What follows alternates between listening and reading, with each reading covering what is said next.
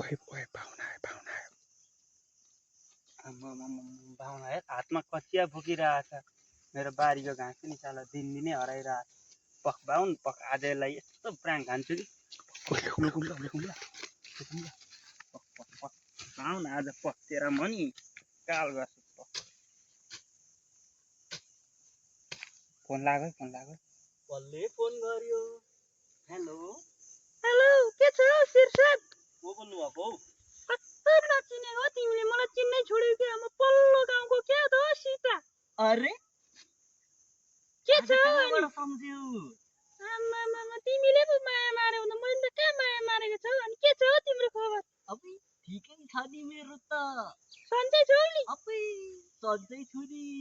सुन न एउटा काम छ के तिमीसँग भन न अनि त्यो तिमीहरुको घरको त्यो लिचीको बोटमा के साह्रो लिची हो हामीलाई चाहिँ दिदैनौ अबै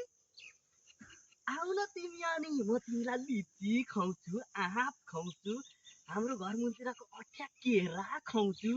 साँच्चै आउ न अनि म त लिची मुनि नि बसिरहेको छु ल भन त कति बेर आउ अहिले आउ न